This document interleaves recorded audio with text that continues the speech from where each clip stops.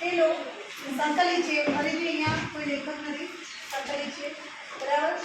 અહીંયા આ એકમ છે પુરસ્કાર વિશેની માહિતી છે બરાબર તો પાઠનું વાંચન કરી લઈશું પહેલાં બરાબર શબ્દાર્થ વાંચી આના લખવાનું છે આ મોસ્ટ ટાઈમ વાક્ય 18 થઈ ગયા છે અને આપણે બનાવવાના છે બરાબર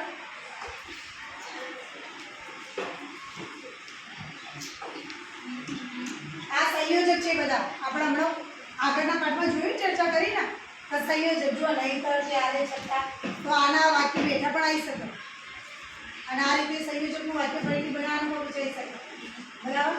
શબ્દ સમૂહનો ઉપયોગ કરીને બીજા વાક્ય બનાવો શબ્દ સમૂહ તૈયાર કરી દેવા પ્રશ્ન તૈયાર કરી દેવા મોસ્ટ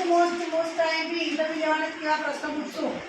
મેં કહ્યું આ પ્રશ્નો એવા પૂછવાના એમના કામના રીતે પૂછવાના બરાબર બીજા વિસ્તાર સવિસ્તાર સમજાવો 5 માર્ક્સમાં 4 માર્ક્સમાં બીજા વિસ્તાર આવી શકો બરાબર નાનો કોઈ લાઈનો દાણો કહેવતને અનુરૂપ પ્રસંગ વાર્તા શોધીને લખો એટલે આપણે એક વાર્તા લખવાની નાનો કોઈ લાઈનો દાણો બરાબર એટલે પેલી કીડીની હાથીની એક વાર્તા આવે હાથીએ કીડીનું ઘર તોડી નાખ્યું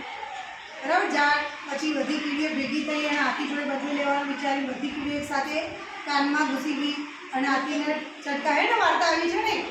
તો બસ આ વાર્તા તમે લખી શકો ભાઈ નાનો તો એ લાઈનો દાડો એટલે બહુ નાની વ્યક્તિ નાની વસ્તુ પણ ખૂબ ઉપયોગી કિંમતી હોય છે એ સમજાવવાનું બરાબર ઓકે